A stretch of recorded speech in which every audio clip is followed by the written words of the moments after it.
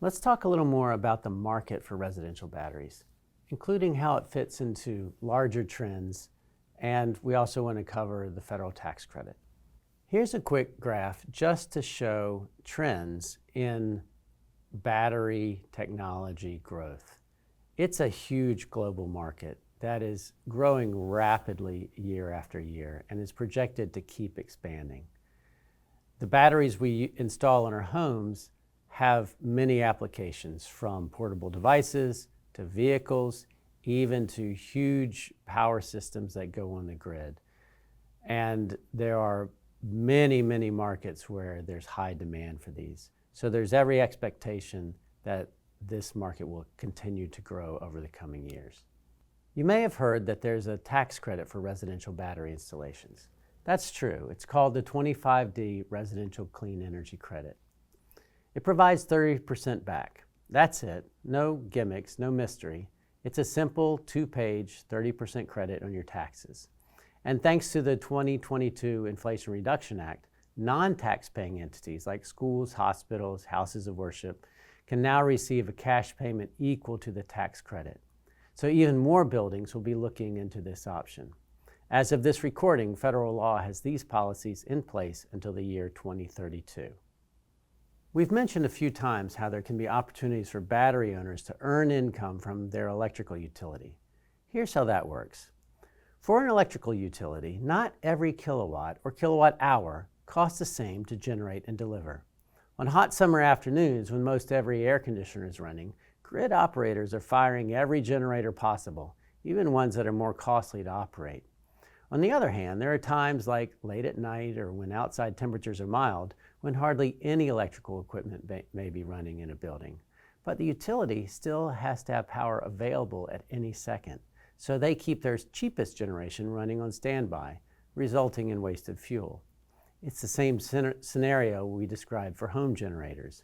Given this, utilities may be willing to sell that late night power at a lower rate and then pay more than their standard residential rate for extra power delivered to them on hot afternoons. So, where regulations allow, a battery owner may be able to buy cheap and sell high as a player in the electricity market. This market arbitrage, as it's called, has become a multi-billion-dollar industry globally in just a few years, and a residential battery offers the same opportunity. This grid arbitrage is also sometimes called load shifting, and it's enabled by time of use rates. And it's all part of the evolving smarter grid that is a two-way grid rather than the one-way system of years ago. A residential battery can be a power resource for the utility, what is sometimes called a grid asset. It benefits everyone to make use of all grid assets. It reduces costs for the utility and for consumers while cutting total emissions from electrical generation. Batteries are in the news a lot these days, and a lot of folks are concerned about the environmental impact of making these devices. Others are asking if the economic case for batteries is really as good as promoters suggest. It certainly makes sense to approach any new technology critically and give a good faith effort to assess all economic and environmental costs and benefits. Batteries in buildings are extremely beneficial for overall electrical system management, from the home to the grid.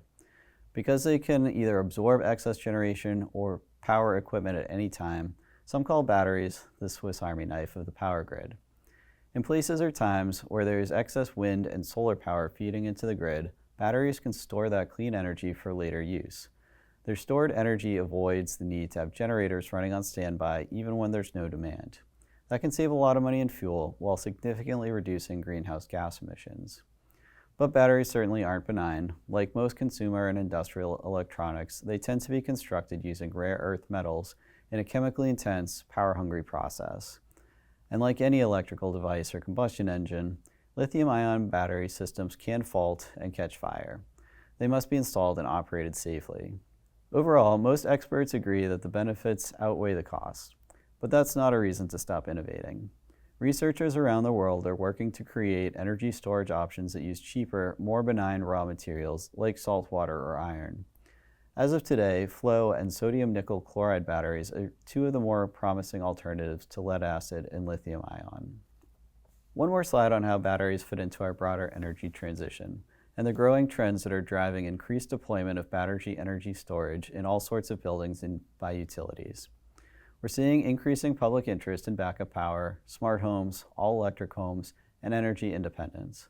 Equipment costs are declining, batteries and grid communication are being integrated into more devices and buildings, and there's a lot of interest in batteries from grid managers, both local utilities and federal regulators. So more and more utilities are increasing their offerings of time of use rates and other means of rewarding battery owners for discharging the batteries at certain times. All of these factors driving battery deployment are turning buildings into real players on the electric grid.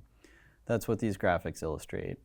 These smarter buildings help manage the balance of power on the grid by modulating the amount of power that they take from it, or if they have batteries on site, provide to the grid.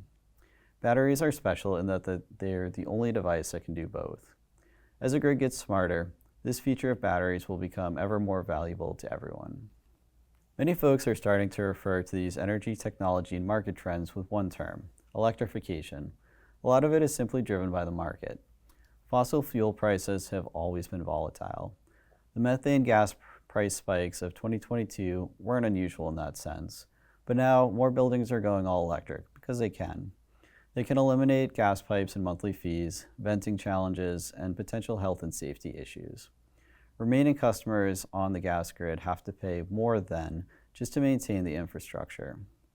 Meanwhile, wind and solar generation is being installed in more and more locations, and the electricity they generate won't ever increase in price because of fuel costs. The sun and wind are free, so those prices stay stable. Building owners like that, utilities like that. And with programmable thermostats, smart water heaters, batteries, and more, we see the electrical devices in buildings heating, cooling, and even making money by providing grid services. Consumers like the functionality that batteries offer. That's clear. And batteries can easily be included in a new home or added to an existing one. As you become more familiar with the technology, you should be able to help your customers make smart decisions about when the cost makes it worthwhile for them, and it makes you more valuable and stand out from your competition.